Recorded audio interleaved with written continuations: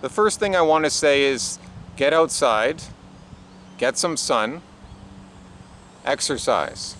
Walk, bike, maybe play some basketball, throw a football around, whatever it is, on your own, with some friends. Get outside, get some fresh air. You owe it to yourself. And now, having said that, let's talk about how we can get back to a socially integrated way to live.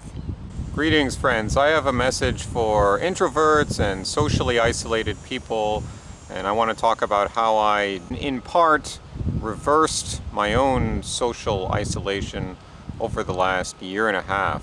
Since 2020, the year when everyone became more isolated, I actually became more socially involved perhaps than I have been, at least since when I was in university and traveling and that kind of thing. Certainly for the last 8 or so years, I was becoming more and more of a hermit. My circle of friends was shrinking, and then part of that has to do just with getting older and maturing. I began to pray in around 2019. I pray for different things, but one of the things I prayed for was that I shall become part of a wider community, or connected to a wider community, and that I shall contribute to a greater cause for good, a cause beyond myself. That's pretty much how I expressed it. And I still do that prayer. And then 2020 came, and it was very depressing. But right in the beginning, of course, in around May 2nd, I went to the first anti-lockdown protest, and those protests continued every Saturday for a year and a half and going, and right now there's not many people there at all, but it became a gathering. It became a gathering place, originally in Queen's Park, later at Yonge and Dundas Square, later back at Queen's Park, and then there were offshoots, different gatherings here and there. There were get-together or meetups. Some of these meetups had to be kind of clandestine, but there still were. There were rallies in Ottawa I went to. I got to know other people. I got to know many generous people through these protests. For example, one of my friends I got to know, he has driven me home, because I don't live downtown. I live outside the downtown. He's driven me home numerous times. There's another protester friend who gave me a $10 bill sometimes or more, and because he found out that I had a YouTube channel, and he thought that was cool. So he knows that I'm showing up for a cause that he agrees in. So that was pretty cool, and I've become friends with him, and another of my friends there gave me a temporary job helping do editing, because help him write things more clearly, more expressively, because English is his second language. So I helped him with that. So he gave me like a wad of cash, like straight up, just at the beginning, because he knew I could use the money. And so I've just been very lucky to meet these very generous people. But the protests in themselves weren't enough. I needed to keep branching out. So I talked about how I became intellectually convinced of orthodoxy, but I finally had to bring myself to actually start going to a church. And that was a very good decision. One of the reasons why is because it connects you to a real community. And I found another, right from the beginning, a real community here, like very generous people. I got to know this guy in the church who was a convert from Anglicanism, and he's been a huge friend and a very generous person. For example, he gave me a copy he had of the Orthodox Study Bible. He just gave it to me. Wow, that's a very generous act. So I've been very lucky in life.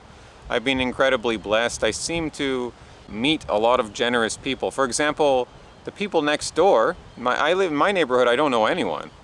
I lived there 7 years in my neighborhood, immigrant, diverse area, don't know anyone. But finally, I see the people hanging out next door, they seem to be enjoying the weather, they like to hang out outside. You see someone hanging out long enough on multiple occasions. I mean, you gotta read people in other ways, but I could tell that these are chill people. Like, chill people like to enjoy being outside and hanging out.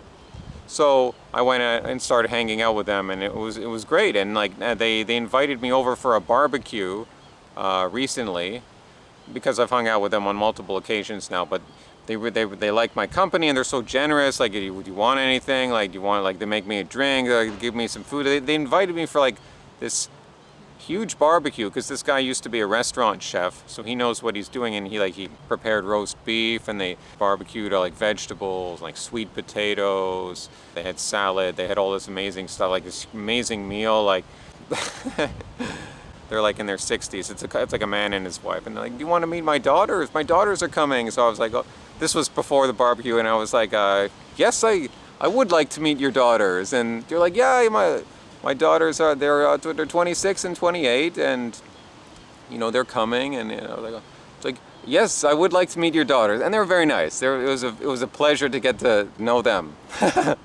So it's like you get to have these experiences if you are willing to just take an extra step to start talking to people.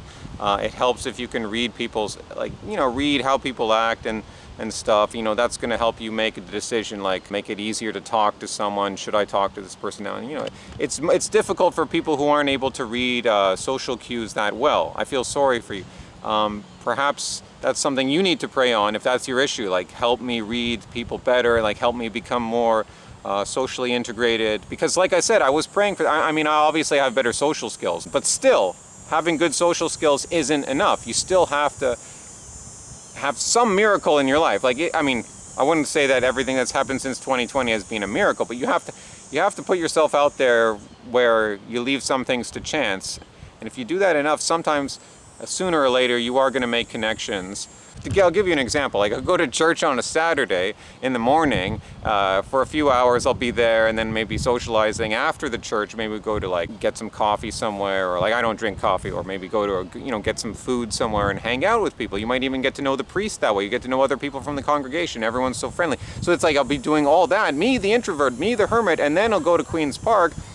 By 1:30 p.m. in the afternoon, by 2 p.m. I'll be at Queen's Park. I could be there till 10:30 at night, engaged in constant conversation.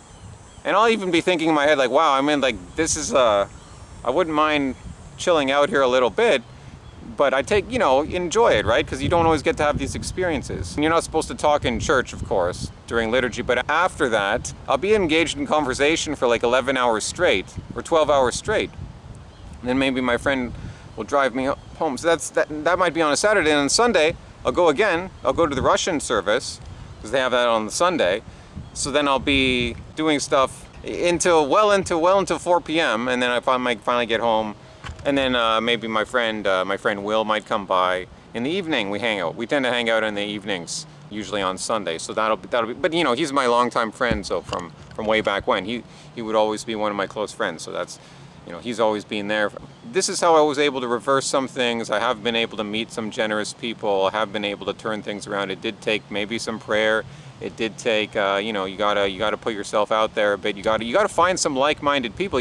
Someone was telling me you have to find your tribe. You have to find your people, and it's difficult to find like-minded people, especially if you have conservative values or right-wing values, or you just believe in tradition. And people are searching for that. Some people are going back to Christianity. Some people are turning to paganism. But there is this desire. People want to be like a nationalism itself. People want to be connected to a group. We've tried the individualist thing. We've gone through that for a generation or more now. And it's not fulfilling. It's not satisfying. It's very lonely and and depressing. So we want to be a part of a wider community. We want to get in touch with our traditions, and we want to serve a greater good. We want to feel like we belong. And just living for yourself is no way to live. It's not actually going to give you the sense that you are really alive and serving something. So I'm still looking for more. Like I feel like this isn't enough. This is great, what's happened, but I need to find even another community. Like once you get like a third community going on, then this becomes a new level of things. You can start introducing people from one sphere of your life to the other, and making connections that way. So this is great. This is something we have to think about. Everyone's saying we got to get out of the cities, and it's true. I understand. See, the people that I'm talking to also agree that the cities are going to trap us and we have to get out. But guess what? We're also forming community links. So if you're just going to be isolated and you don't have any community to rely on, you're not necessarily in a better situation. So you got to be thinking of, okay, making a plan to get out of the city, fine. purchasing land, you know, thinking of how you're going to make a living, make food, and support your family or whatever it is. That's true. But then you can still be relying on the city, even if you don't live in the city. You can still be going there to attend events, or if you found a church or if you found some organization, then you can still be using the city to network, because it's more difficult if you're just out in an isolated area and then it's like, well, what am I going to do now? So I'm just saying, keep that in mind. Hasta luego, amigos.